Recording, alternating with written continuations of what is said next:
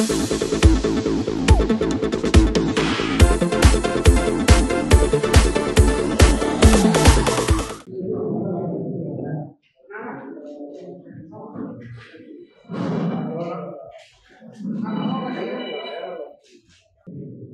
வணக்கம். கடந்த ஒரு மாதங்களாக, அதுவும் குறிப்பாக திருவாளர் சீமான் அவர்களுடைய பேச்சு, தமிழீழம் குறித்து அவருடைய நிலைப்பாடு, தமிழீழம் செய்தி குறித்து அவர் சீமான் அவர்கள் வெளியிட்ட தரவுகள் எல்லாம் அம்பலப்பட்டு, சீமான் பேசுவது பொய் என்று தெரியும், ஆனால் சீமான் என்கிற போலி பின்பம் முழுக்க பொய்களாலும் வன்மத்தோடு கட்டப்பட்டிருக்கிறது என்பது இந்த தமிழ் சமூகத்தை தோல்வித்து காட்டப்பட்டிருக்கிறது. இன்னைக்கு நீங்கள் எல்லாரும் பார்த்துருக்க முடியும்.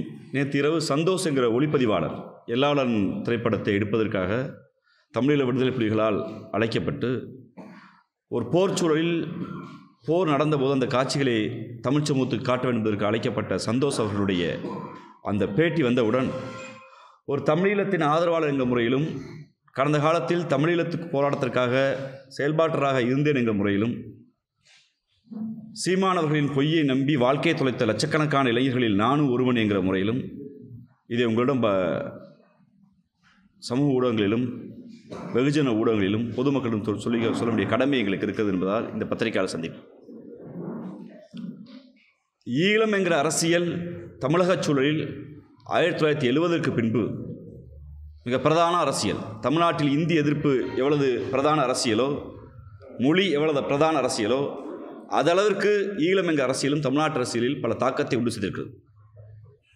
ஆயுத போராட்டத்தை தமிழீழ விடுதலை புலிகள் ஆரம்பிக்கப்பட்ட போதும் மற்ற இயக்கங்கள் ஆரம்பிக்கப்பட்ட போதும் எந்த அமைப்பும் அழித்தொழிக்கப்படவில்லை. கடந்த காலங்களில் தமிழீழத்திற்கு திராவிட இயக்க தலைவர்கள், பத்திரிகையாளர்கள், வழக்கறிஞர்கள், கலைத்துறையினர் என பல்வேறு தரப்பு ஈழத்துக்கு போய் வந்தாலும் அவர்களுக்கு பின்பு அந்த மண் முற்றிலுமாக துடைத்தெறியப்பட்டு அழியப்படவில்லை, யாராலும் காட்டிக் கொடுக்கப்படவில்லை. ஆனால் தமிழீழத்திற்கு சீமானவர்கள் போய் வந்த பின்பு ஒட்டுமொத்தமாக தமிழீழ மண் அழிக்கப்பட்டிருக்கிறது. நான் குற்றச்சாட்டு வைக்கிறேன், நாங்கள் குற்றச்சாட்டு வைக்க விரும்புகிறோம். 6-7 மாதங்களாக தமிழீழத்தில் தங்கியிருந்த இயக்குனர் சீமான் என்கிற போர்வையில் இருந்தவர் தமிழீழ விடுதலை புலிகளுடைய பதுங்கிடங்கள், தமிழீழ விடுதலை புலிகளுடைய போர் தளவாடங்கள், தமிழீழ விடுதலை புலிகளுடைய தளபதிகள் யார் என்று உளவு பார்த்து சிங்கள அரசுக்கும் பன்னாட்டு அரசுக்கும் கொடுத்ததால் அதன் விளைவாக தமிழீழம் முற்றுமாக 2009ஆம் ஆண்டு அழிக்கப்பட்டிருக்கிறது குற்றச்சாட்டை வைக்க விரும்புகிறோம். இங்கு நடக்கிற வருகிற செய்திகள் எல்லாம், இப்போது வெளிவருகிற ஆதாரங்கள் எல்லாம் அச்சத்தையும் ஒரு மன இறுக்கத்தையும் உண்டு செய்திருக்கிறது.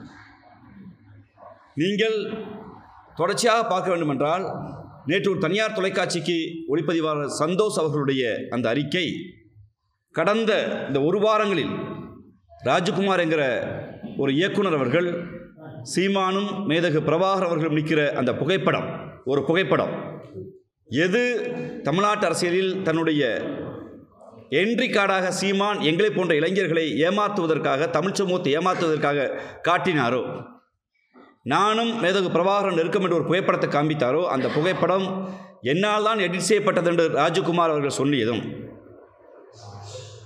ராஜகுமார் அவர்கள் சொல்லிய பின்பு இப்போது இயக்குனர் சந்தோஷ் அவர்கள் மேதகு பிரபாகரன் அவர்களை சீமான் அவர்கள் 10 நிமிடம் கூட சந்திக்கவில்லை.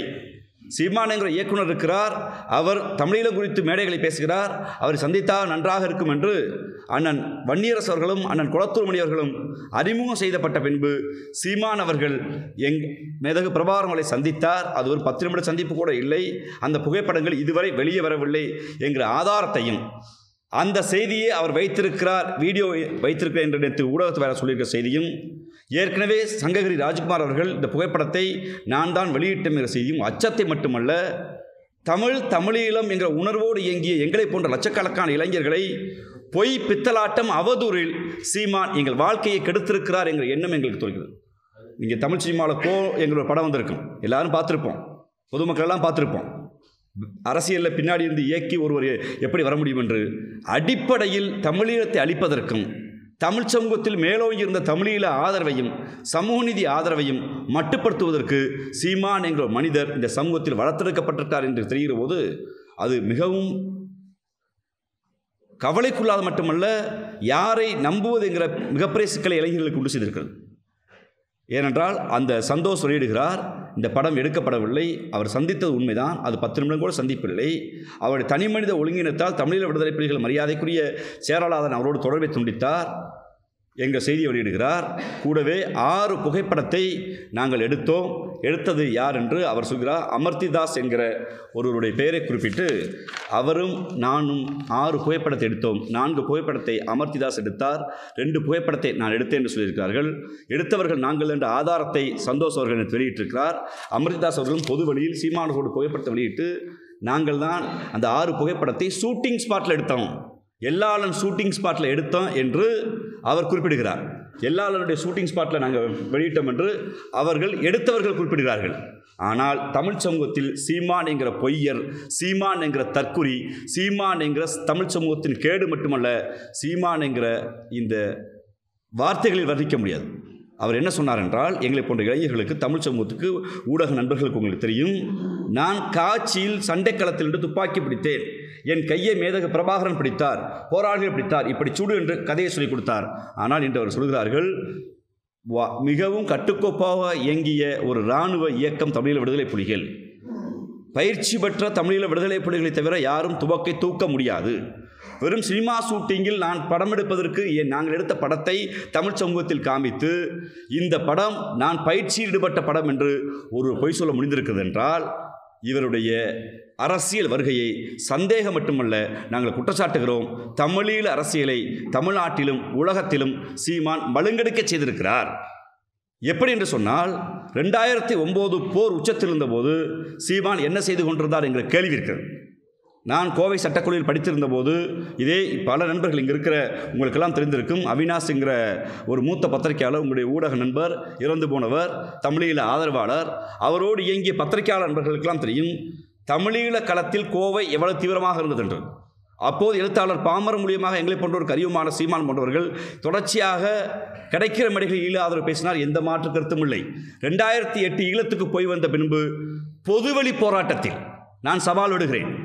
நாம் தமிழர் இயக்கத்துக்கு முன்பு இயக்குனர் சீமானாக இருந்தவர் பொதுவெளி போராட்டத்தில் தான் ஈழத்தில் நடந்தது என்ன என்று ஏன் எந்த இடத்தில் பேசவில்லை. 2008 இறுதியில் தமிழ்நாட்டுக்கு வந்தவர் ஈரோட்டில் ஒரு வழக்கில் கைது செய்யப்படுகிறார். ஒரு 3 மாத காலம் இங்கே இருக்கிறார். இருந்து பொது வழியில் ஈழத்தில் தான் நடந்ததுன்னு எங்கேயும் மக்கள்கிட்ட ப்ரெஸ் மீட் வைக்கல, சொல்லலை, பிரச்சாரம் செய்யலை. ஈரோட்டில் ஒரு பொதுக்கூட்டத்தில் பேசி கைது செய்யப்பட்ட பின்பு தேசிய பாதுகாப்பு சட்டத்தில் திருவாளர் சீமானும் மரியாதைக்குரிய அண்ணன் குளத்தூர் மணியவர்களும் மரியாதைக்குரிய மணியரசன் போன்றவர்கள் கைது செய்யப்பட்டு கோவை சிறையில் இருக்கிறார்.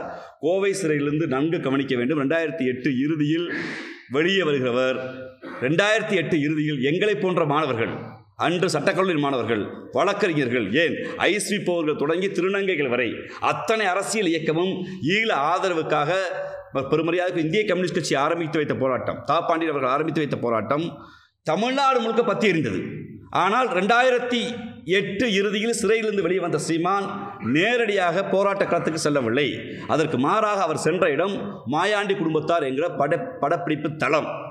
தன்னிடம்தான் ஈழப்போராட்டம் ஒப்படைக்கப்பட்டதென்று அன்று பொய் சொல்லிய சீமான், பொய்க்கதைகளை பேசிய சீமான், ஒருவேளை தன்னிடம் ஒப்படைக்கப்பட்டிருந்தால் உண்மையிலேயே இனமானம்தான் பெரிது, வருமானம் பெரிதில் நம்பியிருந்தால் நேரடியாக ஷூட்டிங் ஸ்பாட்டுக்கு போக வேண்டிய அவசியம் இல்லை. டிசம்பர் மாதம், ஜனவரி மாதம் போராட்ட உச்சத்தில் இருக்கிறது.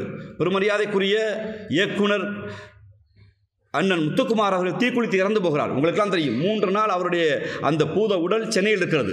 எங்களை போன்ற இளைஞர்கள் முத்துக்குமார உடலை பாதுகாக்க வேண்டும், அந்த உடலை ஆயுதமாக்கி போராட வேண்டும் என்று நாங்கள் கோரிக்கை வைத்துக் கொண்டிருந்தோம், போராடி கொண்டிருந்தோம். அந்த போராட்டத்தை, அந்த உடலை சுற்றி பெறும் மரியாதைக்குரிய இயக்குனர் ராம் அவர்கள், இயக்குனர் சேரன் அவர்கள், மறைந்த மரியாதைக்குரிய ஐயா வெள்ளையன் போன்றவர்கள் அந்த போராட்ட களத்தில் உட்கார்ந்து போராட்டத்தை வழிநடத்தினார்கள். 1 நாள் 2 நாள் இல்லை, 3வது நாள் அந்த உடலை எடுக்கிற போது உங்கள் எல்லா பத்திரிகையாளர்களுக்கும் ஞாபகப்படுத்த விரும்புகிறேன், ஒரு டை அடித்து ஷூட்டிங்லேருந்து நேரடியாக ஷூட்டிங் ஸ்பாட்டுக்கு வந்துட்டு, அதுவும் நானும் மறைந்த காமராஜர் வழக்கறிஞரும் வலியுறுத்தி கேட்டதால் அவர் சொல்கிற கொச்சை தமிழில் எங்களை கெட்ட வார்த்தை பண்ணிவிட்டு, கெட்ட வார்த்தையை திட்டிட்டு, நான் அப்போ என் பொழப்பை பார்க்குறது இல்லையாண்டார். ஈழத்தை நேரடியாக பார்த்து மேதகு பிரபாகரனால் வழிகாட்டப்பட்டதை நம்பினால் அந்த நேரத்தில் சாமானியனை தெருவில் இறங்கி போராடிய போது ஈழத்திற்கு வழிகாட்டும் என்று சொன்ன நீங்கள் மாயாண்டி குடும்பத்தார் படத்தில் எடுக்க முடியாது. முத்துக்குமார் இறந்த பிறகு பள்ளப்பட்டி ரவி தொடங்கி ஏறத்தாழ 17 பேர் தீக்குளித்தார்கள். அந்த 17 பேர் தீக்குளித்த போதும் ஜனவரி மாதம், பிப்ரவரி மாதம், மார்ச் மாதம், இந்த 3 மாதத்தில் திருவாளர் சீமான் எங்கிருந்தார் என்று அந்த கேள்வியை வைக்க விரும்புகிறேன். ஏனென்றால் நாங்கள் மாணவர்கள் போராடினோம், எதிர்க்கட்சிகள் போராடினார்கள். சீமான் 3 மாதத்தில் ஒரே ஒரு போராட்டத்திற்கு வந்தார். திரையுலகம் நடத்திய, அனைத்து கட்சி நடத்திய மனித சங்கிலி போராட்டத்திற்கு வந்தார். இயக்குனர் அண்ணன் அமீரோடு கைகுலுக்கின்றார். அந்த புகைப்படத்தை தவிர அடுத்தவர் என்ட்ரி ஆனது எப்படின்னா, பாராளுமன்ற தேர்தலில் திரையுலகினர் கட்டமைத்த பாராளுமன்ற தேர்தலுக்கு எங்களுக்கு என்ன அச்சம் வருதுன்னா, தமிழீழத்தில் பார்த்த செய்தியை சிங்கள உளவுத்துறைக்கும் பன்னாட்டு உளவுத்துறைக்கும் இங்குதான் புலிகளுக்காண்டு காட்டி கொடுத்து விட்டு அந்த போர் முடிவுக்கு வந்த பின்பு சூசே அவர்கள் பேசியதாக சொல்கிற 1 நிமிட ஆடியோ வைத்துக் கொண்டு தான் அவர் இன்று வரை அரசியல் செய்து கொண்டிருக்கிறார். ஆனால் சூசே அவர்கள் பேசிய 5 நிமிட ஆடியோக்களை முழுவதுமாக இன்று சமூக ஊடகங்களில் சந்தோஷ் அவர்கள் எல்லா இடத்தையும் வெளியிட்டிருக்கார். அதில் சீமான்களை மட்டுமல்ல தமிழ் சமூகத்தை நம்பி ஒப்படைக்கிறார். ஆனால் மேதகு பிரபாகரன் அவர்கள் இறந்து விட்டார் என்று தெரிந்தும், கொல்லப்பட்டு விட்டார் என்று தெரிந்தும் இளைஞர்களிடம் ஒரு எழுச்சி வந்துவிடக்கூடாதற்காக திட்டமிட்டு அவருடைய இறப்பை மறைத்து தமிழ் சமூகத்தில் எண்ணிலடங்காத இளைஞர்கள் அரசியலை அவர் இன்னும் சொல்ல போனால் திட்டமிட்டு சிதைத்திருக்கிறார், வாழ்க்கை சிதைத்திருக்கிறார். ஈழப்போருக்கு பின்பு பொதுவெளியில் சவால் விடுகிறேன். அவரோடு பயணித்த நாம் தமிழர் இயக்கத்தை ஆரம்பித்த ராஜீவ்காந்தி என்கிற முறையில் பொதுவெளியில் சவால் விடுகிறேன். எங்களை போன்றவர்கள் நாங்கள் பொதுவெளியில் வழக்கறிஞராக இருந்து கொண்டு தனித்தமிழிலுமே தீர்வு, அங்கு நடந்தது இனப்படுகொலை என்று ஐநா மன்ற வரை நாங்கள் பேசினோம். இங்கே மக்கள் மன்றத்தில் வாய்ப்பு கிடைக்கும் போதெல்லாம் சீமானை சுற்றியிருந்தவர்கள் எல்லாம் தனி ஈழம் குறித்து ஒரு புரிதல் இருந்தது. ஆனால் சீமானுக்கு தனி ஈழம் குறித்து கக்கறை இல்லை. அதற்கு மாறாக தமிழ்நாடு அரசியலில் எனக்கு வாக்களித்தா ஈழம் வாங்கிடுவேன் என்று சொல்வது மரியாதைக்குரிய மேதகு பிரபாகரனை கொச்சைப்படுத்துவது, தமிழீழ விடுதலை புலிகளை கொச்சைப்படுத்துவது அதோடு மட்டும் இருக்கவில்லை. தமிழ்நாட்டு அரசியலுக்குள் இருந்த எழுச்சியை, தமிழ்நாட்டு அரசியலுக்கு எழுச்சியை சிங்கள அரசுக்கு எதிராக ஒரு கருத்தியல் பரப்பாமல், இந்திய அரசாங்கத்தோடு ஒரு தனித்தமிழீழமே தீர்வு என்று பரப்பாமல், அதற்கு மாறாக பன்னாட்டு அளவில் உங்களுக்கு தெரியும் நாடு கடந்த தமிழீழ அரசு என்று திரு ருத்ரகுமார் தலைமையில் ஒரு அமைப்பு இயங்கி வருகிறது. திபேத்தில் இருக்கிற நாடு கடந்த தமிழ் அரசு போல் தமிழீழ அரசு இயங்கி வருகிறது. அந்த அரசோடு அவர்களோடு முரண்பாடு, பிரிட்டிஷில் இயங்கி வந்த தமிழீழ விடுதலை புலிகளோடு முரண்பாடு, ஐநா சபையில் மனித உரிமைக்குள் சுவிட்சர்லாந்தில் இயங்குகிற அங்கே இருக்கக்கூடிய ஜோசுவா அண்ணன் போன்றவர்களோட முரண்பாடு, இந்த பன்னாட்டு சட்ட ரீதியாக இயங்குகிற எல்லா அமைப்புகளோடு முரண்பாடு கொண்டு தனக்கொன்று ஒட்டுக்குழுக்களை உருவாக்கி பன்னாட்டு டயஸ்பரா தளத்திலும் தமிழீழத்தை நீர்த்து போக செய்திருக்கிறார். இனப்படுகொலைகள் தத்துவத்தை, சட்ட ரீதியான போராட்டத்தை ஒன்று கூட ஒரு புள்ள கூட புரிஞ்சு போடாமல் நீர்த்து போக செய்திருக்கிறார். திட்டமிட்டு ஈழ மண்ணில் காட்டி கொடுத்தது மட்டுமல்லாமல் தமிழ்நாட்டில் வந்த அரசியல் எழுச்சியை மட்டுப்படுத்தி வைப்பதற்கு இவர் காரணமாக இருந்திருக்கிறார். நேற்று மிக முக்கியமாக ஒரு செய்தியை சந்தோஷ் குறிப்பிட்டிருக்காரு, அந்த தனியார் தொலைக்காட்சிக்கு. தமிழ்நாட்டில் அடைக்கலமாக தமிழ்நாட்டிலிருந்து வேலை செய்து கொடுத்த தமிழீழ விடுதலை புலிகள் போராளிகளை அவர் காட்டி கொடுத்தார் என்று அதற்கு சிரஞ்சீவி மாஸ்டர் என்கிற பெயரை பயன்படுத்தி இருக்கிறார். அவர் எனக்கு நன்கு தெரிந்தவர், அவரின் வழக்கறிஞர் நான் என்கிற முறையில் சொல்கிறேன். அவரை காட்டி கொடுத்தவரே சீமான் தான். ஏனென்றால் ஒன்று ஈழத்தை காட்டி கொடுத்தது, ஈழ ஆதரவாளராக இருக்கிற போராளிகளை இவர்கள் என்று எல்லோருக்கும் காட்டி கொடுத்து இந்த போராட்டத்தை மட்டுப்படுத்த செய்தவர். அதற்கு பின்பு ஏற்பட்ட அரசியல் எழுச்சியை ஒரு தேசிய இனத்தின் உரிமையாக பார்க்கப்பட வேண்டியதை, குறிப்பாக தமிழ் சமூகம் தமிழர் உரிமை என்று பேசியதை ஒரு தெலுங்கு எதிர்ப்பாக, ஒரு கன்னட எதிர்ப்பாக மாற்றி இந்திய அரசியலோடு டெல்லி அரசோடு ஒரு மாநில சுயாட்சி பேசுகிற இந்த மண்ணில் ஈழம் குறித்து பேசியவர்களை, நீ பெரியாரிஸ்டா, நீ தெலுங்கா, நீ கன்னடனா பேசாத, நீ திராவிட இயக்கமாக பேசாத, நீ யார் பேசுறதுக்குன்னு தான் மட்டுமே என்று இந்த ஊரில் சொல்லுவாங்கள்ல, திருட சீமான் சொல்ல பழமொழி தான், திருடன் திருடிட்டு ஓடுற திருடன் கத்திட்டு போகிற மாதிரி ஈழம் குறித்து பேசாமல் எல்லா துரோகத்தையும் செஞ்சுட்டு நான் இன உரிமைக்கு பேசுகிறேன்னு சொல்லி பேசி 15 ஆண்டு காலத்தில் அந்த இனத்திற்காக எதையும் செய்யாமல் தமிழீழத்தை கொச்சைப்படுத்தி, தமிழீழ ஆதரவை மட்டுப்படுத்தி, தமிழீழ ஆதரவு போராட்டத்தை முனைமலங்க செய்து, தமிழீழம் குறித்து பேசியவர்களை வந்தேறி துரோகி என்று குற்றச்சாட்டு வைத்து இன்று அவர் நிலை என்ன இருக்கிறது என்றால் ஒரு RSS உடைய கைக்குழியாக வந்திருக்கிறது. ஒரு படத்தை உங்களுக்கு காட்ட விரும்புகிறேன். இது இன்னைக்கு திரு சீமான் வச்சிருக்க வாட்ஸ்அப் ஸ்டேட்டஸ். திரு சீமான் வச்சிருக்க வாட்ஸ்அப் ஸ்டேட்டஸ். அவருடைய பர்சனல் நம்பர் தான் காட்டுங்க. நேற்று இரவு மதி மயக்கத்தில் உற்சாக பானத்தில் கல் குடிச்சு தெருக்கு வாடா, கல் குடிச்சு எவன் கேட்டால் திம்முனா நடடா, சோழரை வேத்துடா, சமூக ஒழுக்கக்கேடான்னு பேசுகிற சீமான் வைத்திருக்கிற வாட்ஸ்அப் ஸ்டேட்டஸ் என்னவென்றால், சமஸ்கிருத திணிப்பை விட இந்தி திணிப்பை விட பெரியாரிய திணிப்பு ஆபத்தானது என்று. யோசித்து பாருங்கள். தமிழ்நாட்டில் சமஸ்கிருதம் படித்தால் தான் மருத்துவம் படிக்க முடியும், தமிழ்நாட்டில் சமஸ்கிருதம் படித்தால் தான் பட்டம் பட முடியுங்கிற நிலையை மாற்றி சமஸ்கிருதத்தில்தான் தமிழ் பிறந்தது என்று ஒரு கோட்பாடு சொல்லிய போது, தமிழ் தனித்த மொழி என்று அரசியல் களத்தில் பண்பாட்டு களத்தில் வென்று காட்டியவர் தந்தை பெரியார். தமிழ் என்கிற பிரைடு இருக்கிறது என்றால் தமிழர் என்று சொல்லுவோம் என்று இருக்கிறோம் என்றால், அன்று தந்தை பெரியார் விதைத்த தமிழர் விதையை சமஸ்கிருத திணிப்பை விட இந்தி திணிப்பை விட பெரியார் திணிப்பு பெரிது என்று சீமான் பேசுகிறார் என்றால், அவர் ஆர்எஸ்எஸ்ஸை விட ஆபத்தானவர்.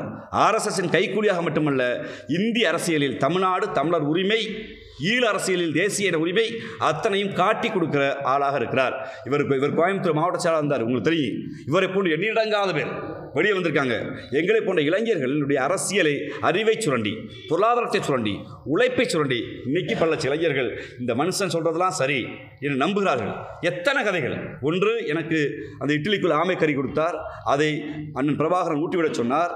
தேக்கு மரத்தை நடுவதற்கே 1 லட்சம் தேக்கு மரத்தை நட சொன்னார் என்று பேசிவிட்டு, மான் சுடுவதற்கு தடை இருந்தபோது மானை சுடச் சொல்ல பிரபாகரன் உத்தரவிட்டார் என்று சொல்வது அந்த அமைப்பை கொச்சைப்படுத்துவது.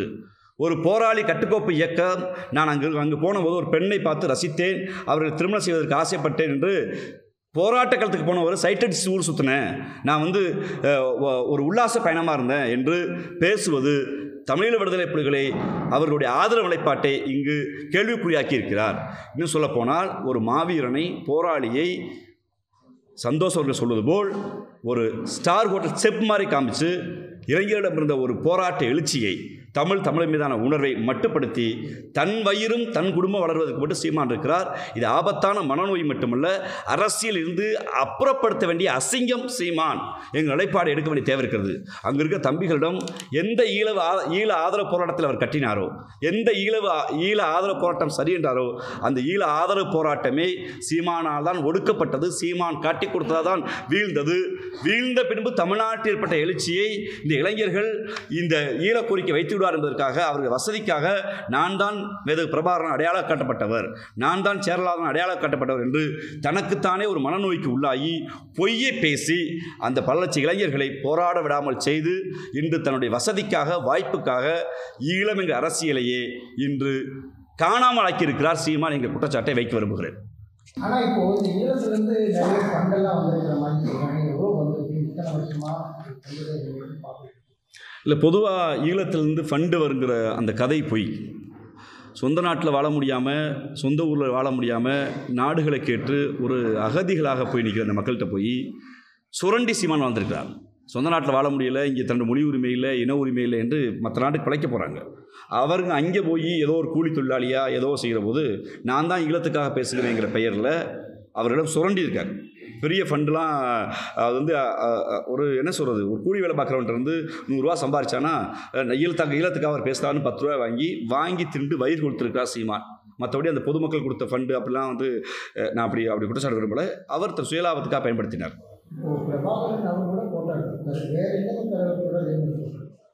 இல்லை, பிரபாகரன் கூட போட்டு மெதகு பிரபாகரன் கூட போட்டு எடுக்கலை. நான் அதை பொதுபல சொல்ல விரும்புகிறேன். மெதகு பிரபாகரன் அவர்களை அவர் சந்தித்தது 2 to 8 நிமிடம் என்று சொல்கிறாங்க.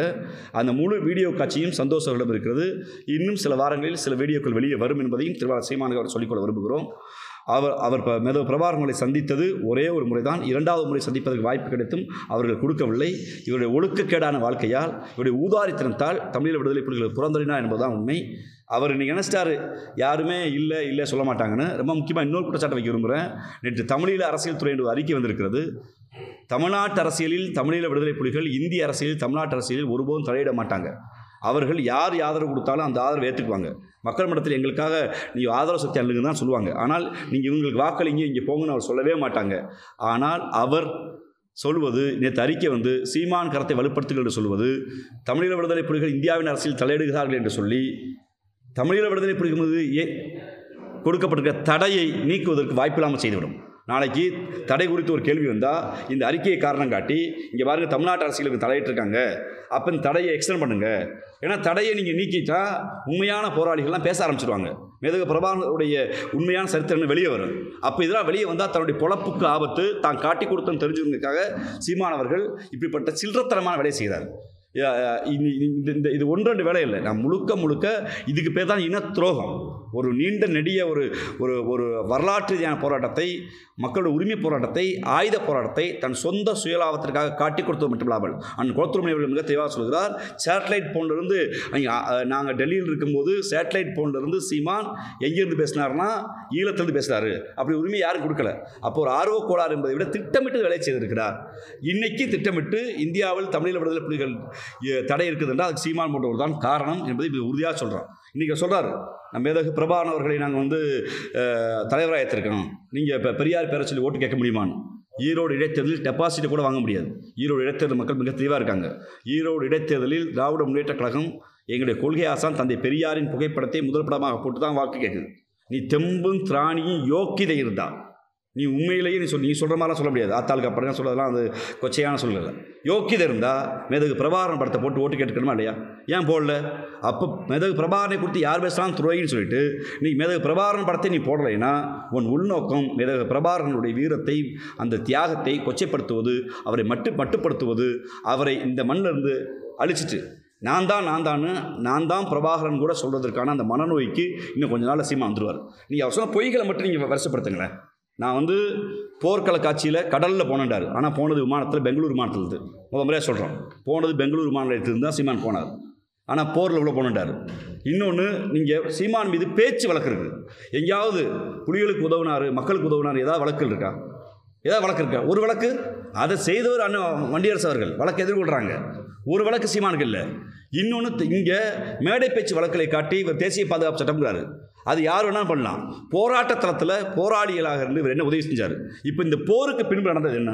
ஒரு இனப்படுகொலை பார்த்துட்டோம். இனப்படுகொலையில் இறந்து போன 1,80,000 உறவுகளும் தமிழர்கள்ங்கிற கோரிக்கையை வைத்து இந்திய நீதிமன்றத்தில், பன்னாட்டு நீதிமன்றத்தில், பன்னாட்டு தமிழ் சமூகத்தில் ஒரு டாக்குமெண்ட்ரி எவிடன்ஸை சீமான் கொடுத்ததா ஒன்று காட்ட சொல்லுங்கள். நீ உண்மையிலேயே ஈழ அரசியல் செய்கிறீன்னா போருக்கு பின்பு நீ உண்மையிலேயே அறிவு திறனும் தெளிந்தறிவோடும் அறிவு இருக்கணும். என்ன பண்ணியிருக்கணும்? இத்தனை பேர் இறந்துருக்காங்க, டாக்குமெண்ட் எவிடன்ஸ் ஒன்றை காட்ட சொல்லுங்கள். அதற்கு மாறாக அதெல்லாம் யார் ஆதரிச்சாங்களோ, யார் இதெல்லாம் வெளியிட்டாங்களோ அவங்கள துரோகிங்கிறது. அதாவது ருத்ரகுமாரை துரோகின்றார், உலக நாடுகளுக்கு கூடிய பன்னாட்டு தலங்கள் எல்லாரையும் துரோகின்ட்டு தான் நல்லவன் யோக்கியன்னா என்ன பண்ணியிருக்கணும்? அங்கே நடந்த ஒரு இனப்படுகொலைங்க, இவ்வளோ கோயில் இடிக்கப்பட்டுச்சுங்க, இவ்வளோ மசூதி இடிக்கப்பட்டுச்சுங்க, சிங்கள ராணுவம் தாக்குச்சுங்கிற செய்தியை கூட உன்னால் பேச முடியலையே. அதுக்கு மாற என்ன சொல்கிற? எனக்கு இட்லி கறி கொடுத்தாங்க, மான் கறி கொடுத்தாங்க, பன்னிக்கறி கொடுத்தாங்க, ஆமைக்கறி கொடுத்தாங்க, எனக்கு ஊட்டி விட்டாங்க, என்ன ஒரு போராளி கிள்ளுனாரு, நான் ஒரு போராளி மீது காதல் கொண்டேன். எவ்வளவு கொச்சையான ஒரு விடுதலை போராட்டத்தை கொண்டு வந்து உங்களுடைய சுய லாபத்துக்காக சிதைச்சிருக்கேன்னு தெரியுதா? தமிழ் சமூகத்தை சிதைத்த வேலையை ஈழம் குறித்து இன்னைக்கு எண்ணிலடங்காத முற்போக்குவாதிகள் பேச பயப்படுறாங்கன்னா, நம்ம எதாவது பேசினா சீமான் விடுகிற கதைகளில் தோற்று போயிடுவோம். நமக்கு ஏண்டா வம்புன்னு பல பெரியாரிஸ்டுகள், பல முற்போக்குவாதிகள், பல பொதுவுடைமைவாதிகளை வாயடைக்க செய்துவிட்டு இந்த அசிங்கத்தோடு நம்ம போராட வேணாம். அந்த சேத்துக்களை ஒன்று உலாவிக்கு இருக்கும், நம்மளும் போய் சேர்ந்து உலாவணும், நம்மளாம் சேர் வலிக்கணும்னு ஒதுங்கி போய் வைப்பதற்கு வேலையை சீமான் செய்திருக்கிறதா பார்க்கலாம்.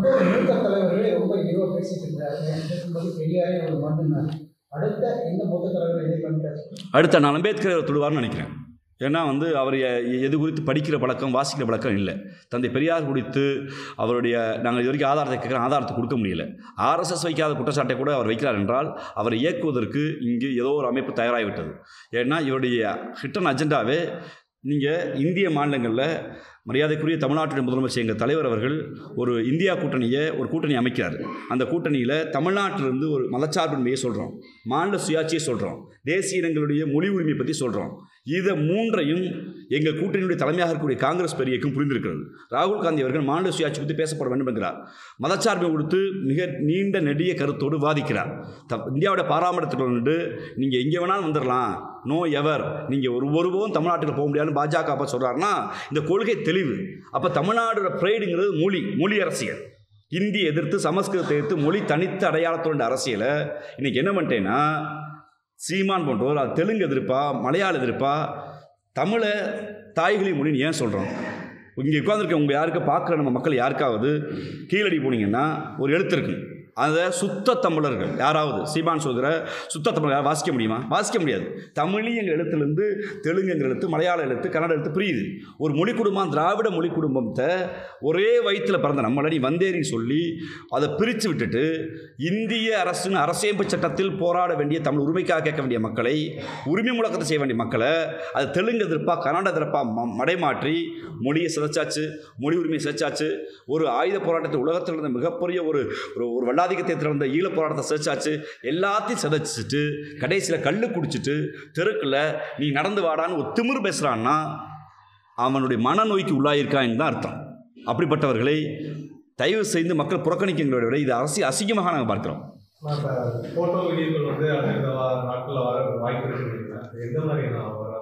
ஏன்னா அவர் சந்தோஷ் அவர்கிட்ட மேதகு பிரபாகரன் அவர்களை இவர் இப்போ சந்திச்சாங்க, அந்த வீடியோ இருக்குன்றிருக்காரு. உறுதியாக அது வெளியிடுவார் நம்பிக்கை இருக்குது. அவர் சொல்கிற சிரஞ்சீவி மாஸ்டர் போன்றவர்கள்லாம் இன்னும் உயிரோடு தான் இருக்காங்கிறத சீமான் சொல்லி கொடுத்துக்கிறோம். பல போராளிகள் மறைந்து விட்டதாக அவர் சீமான் இன்னைக்கு இப்போ பொதுவில் போய் சொல்கிறாரு. அதை ஏன்னா ஏற்கனவே ஆதாரத்தை நான் தான் எடிட் பண்ணுன்னு ராஜ்குமார் சொல்லிட்டாரு. அறிவு நாணயமும் யோக்கியதை இருந்தால் ஒன்று ராஜ்குமார் மீது வழக்கு போட்டிருக்கணும். எப்படா சொல்ல போச்சுன்னு நீங்கள் எல்லாத்தையும் அடித்து பேசுகிற சீமான் ஆதார் இருக்கான்னு நெஞ்சை நிமிர்த்தி நான் பேச சீமான் இந்த ராஜ்குமார் எதிர்த்து கேள்வி கேட்டபோது அதை கடந்து போங்க, அதை விடுங்க அப்படின்னு பேசுகிறாருன்னா உள்நோக்கு என்னவா இருக்குது? இந்த மேதகு பிரபாகரன் படம் கொடுத்து சந்தோஷம் என்ன பேசுவார்னா அப்போ நான் பார்க்கலையாங்கிறாரு. இது என்னென்னா எஸ்கேபிசம். தன்னை நோக்கி ஒரு கார்னர் பண்ணுற போது இன்றைக்கி அம்பலப்பட்டுட்டார். நீ ஈழத்துக்கு போனது உண்மைதான். எதுக்கு போனேன்னா ஷூட்டிங் நடக்கிற போது ஒரு இயக்குனராக வழிநடத்த போனேன், அவ்வளோதான். நீ ஷூட்டிங் துப்பாக்கியை சுட்டுட்டு போராளிகளுக்கு பயிற்சி கொடுத்தங்கிறது இன்றைக்கி அம்பலப்பட்டுருச்சு. நீ போராளிக்கு பயிற்சி கொடுத்தங்கிற சொன்ன அந்த பொய் செய்தி அம்பலப்பட்டுருச்சு. மேதகு பிரபாகரன் கூட எடுத்த அந்த புகைப்படத்தை நீ தான் ஒரு ஆளை வச்சு, செங்கோட்டைங்கிற ஆளை வச்சு, நான் கடந்த முறை சொல்லியிருந்தேன், செங்கோட்டையன் கொண்டு வந்த கொரியரை வாங்கி சீமான்கிட்ட பிடிச்சி கொடுத்து புலாயுத அடைஞ்சதில் முன்னாள் தம்பியில் நான் ஒருத்தன். ஏன்னா நம்மளுக்கு ஒரு எமோஷன். அப்போ மேதகு பிரபாகரனை பார்த்துட்டாருன்னு அது இன்றைக்கி அம்பலப்பட்டுருச்சு. இன்னொன்று ஷூட்டிங் ஸ்பாட் எடுத்த 6 ஃபோட்டோ தான், 6ஐயும் நாங்கள் தான் எடுத்துட்டு டைம் ஜோனோட இன்றைக்கி அவங்க சொல்லிட்டாங்க. வருகிற காலங்களில் அந்த வீடியோக்கள் வர வாய்ப்பு இருக்குன்னு சந்தோஷ் சொல்லியிருக்காரு. அந்த சந்தோஷ் சொல்கிற செய்திகள் உண்மைன்னு நான் பார்க்குறேன். ஏன்னா அவரோட நெருங்கி பழங்க பார்க்குறேன். சந்தோஷ் சொல்கிற செய்திகள் உண்மைன்னு நான் பார்க்குறேன். பிரபாகரனுடைய அண்ணன் மகன் கார்த்திக் மனோகரனுடைய கருத்தை பற்றி அவர்கிட்ட கேட்கும்போது அவர் ஒருமையில் பேசினார். பிக்காரி பையன் அப்படிங்கிற மாதிரி சில வார்த்தைகள், சில கெட்ட வார்த்தைகள் பேசினார். சீமானுடைய இயல்பு தான். சீமானுக்கு செந்தமிழன் சீமான்னு அவர் சொல்லுவாங்க. அது செந்தமிழ்னா அவர் செந்தமிழ்னு என்னோட கேட்டிங்கன்னா கெட்ட வார்த்தை தான் செந்தமிழ். அவர் சீமானுடைய உடல் முடிவு செந்தமிழாக ஏன்னா அந்த செந்தமிழ் பேசுகிறான்னா கெட்ட வார்த்தை பேசுகிறான். சீமானை பொறுத்தவரை உலகத்திற்கு எல்லா கெட்ட வார்த்தையும் பேசுகிற ஒரு பண்பற்ற மனிதர் தான். அதை பொது வழியில் ஒரு தங்கை ஒரு நிருபர் கேள்வி வைக்கிறாங்கன்னா ஒன்று மறுக்கணும், இல்லை இல்லைங்கணும். நீங்கள் அவரை நீங்கள் சொல்கிற அந்த வார்த்தையை சொல்லி ஒரு தகாத வார்த்தையை சொல்லி திட்டுறாருன்னா அப்போ யாரை திட்டுறாரு? அவர் யார்? மேதகு பிரபாகரனுடைய அண்ணன் மகன். அவரை திட்டுறாரு. அதான் அவர் சொல்கிறாரு. அதுக்கடுத்து அவங்களுடைய ஊடகங்களை ஒரு செய்தி வெளியிடுறாங்க. அவர் மனைவிக்கு கேக் ஊட்டியிருந்தார் 2009. அவராவது மனைவிக்கு கேக் ஊட்டியிருந்தார். 2009 நீங்கள் என்ன பண்ணீங்கிறத விஜயலட்சுமி தெருவாக சொல்கிறாங்க. 2009 ஈழப்போர் உச்சத்தில் நடந்தபோது தேனியில் நான் அவர் இருந்தோம், மாயாண்டு கொடுத்தா படம் ஷூட்டிங் இருந்தார். நான் என்ன பண்ண சொல்கிறாங்க. சொந்த மனைவிக்கு கேக் ஊட்டினதையே கேள்வி கேட்கிற புரட்சியாளர்கள், அதை அசிங்கப்படுத்துகிற புரட்சியாளர்கள், அந்த 2009 ஈழப்போர் உச்சத்தில் இருந்தபோது ராஜீவ்காந்தியாக நான் என் தகுதிக்கு சட்டக்கல்லூரி மாணவர் முடிச்சுட்டு 60 நாள் தொடர்ச்சியாக போராட்டம். நான் மட்டும் இல்லை, இங்கே ஊடக நண்பர்கள் பல பேர் இருந்தாங்க. நான் என் பேருக்காக குறிப்பிட்றேன். நான் பல இயக்குநர்கள், பல திரை இயக்குநர்கள், பல பத்திரிகையாளர்கள், வழக்கறிஞர்கள் எண்ணிடாங்காத தெருவில் போராடணுமே. நீ இந்த 6 மாதம் மயாண்டு குடும்பத்தாரில் ஏன் உட்காந்து? அப்போ உனக்கு இனமான பரிதா, வருமான பரிதா? அங்கே இந்த கேள்வி கேட்க விரும்புகிறோம். இவர் எந்த மனிதரையும் அறத்தோடு எதிர்கொள்கிற அறம் என்பதை சீமானுக்கு இல்லை. சீமான் ஊதி பெருக்கப்பட்ட பண்பம் அல்ல. திட்டமிட்டு தமிழ்நாட்டின் பிரைடாக தமிழர் என்கிற அடையாளத்தை ஒழிப்பதற்காக.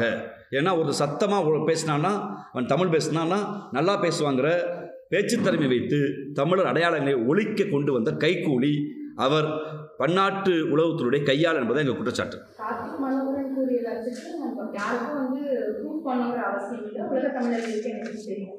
உலகத்தமிழர்களுக்கு யாரை பற்றி தெரியுங்கிற கேள்வி இருக்குது. யார் உலகத்தமிழர்?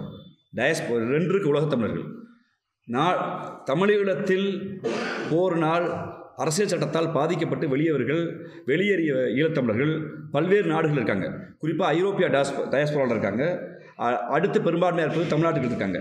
தமிழ்நாட்டில் அவர்களை அகதிகள் என்று குறிப்பிடக்கூடாதுன்னு சொல்லி மேதகு மாண்புமிகு தமிழ்நாட்டுடைய முதலமைச்சர் அவர்கள் தாயகம் திரும்பிய தமிழர்கள் என்று சொல்லி ஒரு 320 கோடி ரூபாய் நிதியை ஒதுக்கி அவர்களுக்கு பள்ளிக்கூடம், நூலகம், ரேஷன் கடை, இந்தியாவுடைய பிரஜைகளுக்கு குடிமக்களுக்கு எல்லா உரிமையும் கொடுத்து எங்களால் முடிந்த சட்டத்துக்கு உட்பட்ட சில வேலைகள் செய்கிறோம். அப்போ அவர்களுக்கு குடியுரிமை கொடுக்கக்கூடாதுன்னு பாஜக வாதாடுது. அதை குறித்து ஒரு கருத்தரங்கு, அதை குறித்து ஒரு வழக்கு, அதை குறித்து பேசுவதற்கு சீமானுக்கு தெம்போ திராணியே இல்லை. அதை குறித்து பேசலை. அதற்கு மாறாக டயாஸ்பரா அரசியலில் Denmark, Netherlands, Switzerland, London, France போன்ற நாடுகளில் இதுவரை இயங்கி வந்த தமிழீழ விடுதலை கட்டமைப்பை இவருக்கென்று சில தற்கூறிகளை வைத்து, இவருக்கென்று சில ரசிகர் மடத்தை வைத்து உடைச்சு தலைவர் குடும்பம், தலைவர் கூட யார் இருந்தாங்களா, மேதகு பிரபாகரன் கூட யார் இருந்தாங்களா, அவங்களையெல்லாம் சந்தேகம் இவெல்லாம் துரோகின்னு சொல்லி எல்லாரையும் அந்நியப்படுத்தி வச்சுட்டு தாம்பட்டு தான் யோக்கியதன்னு சொல்லி அந்த யோக்கியன் ஈழத்துக்கு என்ன செஞ்சுருக்காருன்னா எங்கள் கேள்வி. மேடைகள் யாருன்னா பேசலாம். மேடைகள் என்ன பேசுகிறேன் இருக்கல அது சொல்ல, மேடைகளை பேசுகிறேன். மேலே என்ன பேசியிருக்க நீ? எனக்கு துப்பாக்கி சுட பயிற்சி கொடுத்தாங்க, இட்லி கொடுத்தாங்க, ஆமக்கறி கொடுத்தாங்க, மான் சுட்டு கொடுத்தாங்க, பன்னி சுட்டு கொடுத்தாங்க, ஆமை ஓடு இப்படி இருந்துச்சு. இங்கே கதை தானே பேசினேன். ஈழ உரிமையை என்ன பேசியிருக்க? What about single and constitution act என்ன பேசியிருக்க? சிங்கிள் அண்ட் கான்ஸ்டியூஷன் ஆக்டில் எப்படி தமிழ் ஒடுக்கப்பட்டது? அந்த போர் நடந்த பின்பு அந்த நாடு கடந்த தமிழீழ அரசுடைய கருத்தியல் என்னாச்சு? நாடு கடந்த தமிழீழ அரசு எடுத்துக்கொண்ட சட்ட முயற்சி என்னாச்சு? அந்த சட்ட முயற்சிக்கு உங்களுடைய நாம் தமிழர் இயக்கம் என்ன செஞ்சுச்சு? எதையுமே செய்யலையே. அதற்கு மாறாக மேதகு பிரபாகரனுங்கிற போராளியை, ஒரு மாவீரனை ஒரு செப்பாக மாற்றி வச்சிருக்கீங்க. அந்த கேவலத்தை திட்டமிட்டு சீமான் செய்திருக்கிறதா நான் பார்க்குறேன். 3000 பேர் அவர் யார் சொன்னால் 3000 பேர் அப்படின்னு சொல்கிறாரு. அதுக்கப்புறம் என்ன சொன்னால் அவருக்கு வாழ்க்கை திமுக வாழ்றதுக்கு நாங்கள் தான் உதவி பண்ணுறோம். அதான் முதல்ல யார் சொன்னார்ந்தாங்க, அடுத்து வாழ்த்துக்கின்றார். இந்த ரத்தம் சதியமாக ராமச்சந்திரன் இருக்கார். இவர் கூட ஒரு மாவட்ட செயலாளராக இருந்திருக்காரு. அவர் கூட ஒரு 500 பேர் இங்கேருந்து அழைத்து வந்தார். உங்கள் பத்திரிகையாளர் முன்பு நாங்கள் வெளிப்படையாக சொன்னோம், திராவிடத்தை கொச்சைப்படுத்தி தமிழின் அடையாளத்தை, தமிழ் பெருமையை மீட்ட திராவிட இயக்கங்களை கொச்சைப்படுத்தி திராவிட தலைவர்களை கொச்சைப்படுத்தும் போது இனிமேல் சீமான் செய்வது பொய் அரசியல், சீமான் கூட இருக்க முடியாத நிலைப்பாட்டை எடுத்த பின்பு திராவிட முன்னேற்ற கழகமான தாய் அமைப்புக்கு வருகிறார்கள். ராஜீவ்காந்தி இப்போவும் சொல்ல திறந்த மனோடு சொல்கிறேன், நாம் தமிழர்கள் தம்பிகளுக்கு தங்கைகளுக்கு ஒரு அன்பான வேண்டுகோள். அரசியல் என்பது மக்கள் நலனுக்கும் மொழி நலனுக்கு மட்டும்தான். அது சீமான் நலனுக்காக மாற்றிட்டாங்க. திராவிட இயக்கத்திற்கு, திராவிட முன்னேற்ற கழகத்துக்கு வருகிற தம்பிகளோடு பேச்சுவார்த்தை நடத்தி அவரை திராவிட முன்னேற்ற கழகத்துக்கு கொண்டு வருகிற பணியை நான் செய்து கொண்டே இருப்பேன். ஏன்னா எந்த சீமானுக்காக தெருவா பிள்ளை குட்டிகளை விட்டுட்டு திருமணம் பண்ண கையோட தெருவா அலைஞ்சு இளமையை தொலைத்து ஒரு 10 ஆண்டு காலம் சுற்றி தெரிஞ்சோமோ, அவர் சொன்ன பொய்க்கதைகளை நம்பி உண்மையை நம்பி அதை நம்பி ஏமாந்தமோ, அந்த ராஜீவ்காந்தியும் அவரை போன்ற எண்ணிலடங்காதவரும் இன்றைக்கி நாங்கள் சொல்கிறது சீமான் ஒரு பொய்யின் பின்போம். நீங்கள் உண்மையான மக்கள் நல அரசியலுக்கு திராவிட முன்னேற்ற கழகத்துக்கு வரணுங்கிற கோரிக்கையை நான் வைக்கிறோம். அந்த அடிப்படையில் தான் பல பேர் வந்து கொண்டிருக்காங்க. இனிமேல் பல பேர் வருவாங்க. ஒன்று உங்களுக்கு வேலை செய்த ராமச்சந்திரனை கொச்சப்படுத்துறீங்களா, இல்லை போகலையும் கொச்சப்படுத்துறீங்களே, என்னன்னு சொல்லுங்க. வாழ்த்துக்கள் பரவாயில்ல, வாழ்த்துக்கள். கொஞ்ச நாள் சீமான் சுற்றி இருக்க ஆளுகள்லாம் பார்த்தா தெரியும். சீமான் மட்டும் இருப்பார், பின்னால் ஆளுகள் மாறிக்கொண்டே இருப்பாங்க. இவர் கையில் 10,000 பணம் வந்துச்சுன்னா இன்றைக்கி அவர் இருப்பார் பக்கத்தில், இல்லையா நாளைக்கு இன்னொரு ஆள் வருவார். யாரெல்லாம் வசதியாக செலவு பண்ண முடியுமோ எல்லா வாழ்க்கையும் சுரண்டி தன் சுபோக வாழ்வுக்காக அந்த இளைஞர்களை அவர் உழைப்பை சுரண்டியிருக்கார். அந்த சந்தேகம் எல்லாருக்கும் இருக்குது. சீமான் பாஜகவால் இயக்கப்படுகிறார் என்று நாங்கள் உறுதியாக நம்புகிறோம். ஏன்னா இன்றைக்கி ஒரு தமிழ் தேசிய அரசியலை பேசுபவன், மாநில உரிமை அரசியல் பேசுகிறவன் இந்த வாட்ஸ்அப் ஸ்டேட்டஸ் வைக்க மாட்டான். சமஸ்கிருத திணிப்பை, இந்தி திணிப்பை விட இந்த வார்த்தை வராது. பெரியார் மீது விமர்சனத்தை வை, அது உனக்கு எல்லா உரிமையும் இருக்குது. ஆனால் தேசிய அரசியல், மொழி அரசியல் என்று பேசுகிறவன் எவன் ஒருவனும், எந்த இயக்கமும் சீமானை போட்டு தற்கொலைத்தனமாக பிழைப்புவாதமாக இந்தியை சமஸ்கிருதத்தை ஆதரிக்காது. தமிழ்நாடு என்பது இந்தியாவின் அரசியலில் ஏன் இந்தியை நாங்கள் எதிர்த்தோம்? இந்தியாவுடைய கான்ஸ்டியூஷன் ஆக்டில் 1935 இந்தி கட்டாயம் என்று சொன்னபோது எல்லா மாநிலமும் தனித்து நிற்க முடியாதனால இந்தியை ஆதரித்தாங்க. ஆனால் தமிழ்நாட்டில் தந்தை பெரியார் தான் தமிழ்நாடு தமிழருக்கு என்று சொல்லி மறைமொழி அடிகளார் போய் ஒப்புறார். மறைமொழி அடிகளார் தனியொரு மனிதன், ஒரு கவிஞர், ஒரு புலவர். மறைமொழி அடிகளார் தனியொரு மனுஷன் கேட்டால் மக்கள் கேட்க மாட்டாங்க.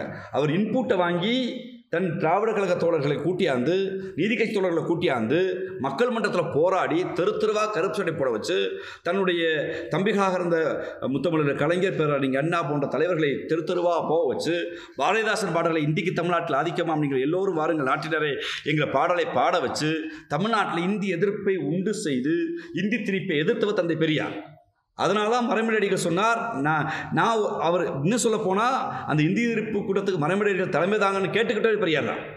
அப்போ உன் அயோக்கிய அரசியல், உன்னுடைய சீமானருடைய அயோக்கிய அரசியல், சீமானுடைய தற்குறித்தனம், இயக்கத்தை நடத்திய தந்தை பெரியார், மறைமலை அடிகளே அந்த தலைவருடைய அவர் மீது அன்பின் பாரமாகவும் முடிப்பட்டுக்காமல் அவர் வச்சுக்கிறாருன்னா, அவரே மறைமலை அடிகளாவே தந்தை பெரியாரை தலைவரை ஏற்றுக்கொண்டிருக்கிறார்.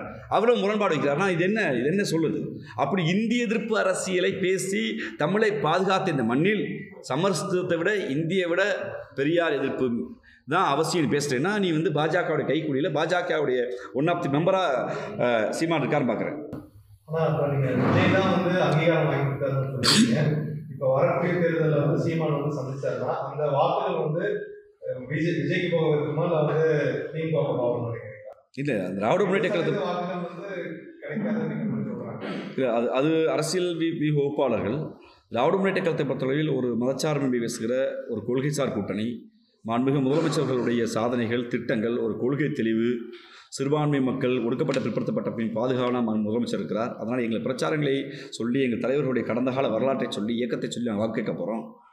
சீமானவர்களுக்கு என்னுடைய தனிப்பட்ட கருத்து, சீமானவர்களுக்கு மாநில அங்கீகாரம் வாங்கி கொடுத்தது நடிகர் விஜய் அவர்கள் தான். அரசியல் கவர்னர் அறிவிச்சப்பட்ட பின்னாடி தேர்தல் நிற்கலை, அதனால் 3 விழுக்காடு அவருக்கு அந்த வாக்கு போச்சு, அதனால் வென்றார். இன்றைக்கி அவருக்கு எதிர்ப்பு வந்ததுனால நடிகர் விஜய் அவர்களை கொச்சையாக பேசி, நீ லாரியில் அடிபடிச்சாவேன்னு என்றெல்லாம் சொல்லி சாபம் விட்டு இன்றைக்கி பாஜகவுக்கு போயிருக்காரு. பாஜகவுடைய சாஃப்ட் ஹிந்துத்துவா ஓட்டு நமக்கு வரும் நம்புகிறாரு. எனக்கு என்ன வேதனைனா, தந்தை பெரியாரை குறித்து இவ்வளவு வன்மமாக, இவ்வளவு கேவலத்தோடு, ஆதாரமற்ற அவதூறுகளை, அண்டப்புழுகளை சீமான் பேசி பண்ணுறதும் எந்த ஒரு காட்டமான அறிக்கையும் எடப்பாடி கொண்டு வரல. திராவிட இயக்கங்கள் சொல்லி எடப்பாடி கொண்டு வரல. அதுக்கு மாதிரி ஏதோ ப்ரெஸ் மீட்டில் அவர் பேச தவறுங்கிறாங்களுடைய ஒரு காட்டமான அறிக்கையோ ஆர்ப்பாட்டமோ போராட்டத்தோ அவங்க எதையுமே சொல்லாமல் இருக்குது. ரொம்ப வியப்பாக இருக்குது. மேபி இருக்கலாம். ஆனால் அந்த அரவணைப்பு என்பது ஆபத்தான அரவணைப்பு என்பதை எடப்பாடி அவர்கள் புரிந்து கொள்ள வேண்டும். 1000 முரண்பாடு திமுகவுக்கு அதிமுகவுக்கு இருக்கும், அது அரசியல் சண்டை. ஆனால் திராவிட இயக்கத்தின் ஆசானை கொச்சப்படுத்துகிற போது எடப்பாடி போன்றவர்கள், விஜய் போன்றவர்கள் எல்லாம் வேடிக்கை பார்ப்பது அயோக்கியத்தனமான கள்ள மௌனமாக நான் பார்க்குறேன்.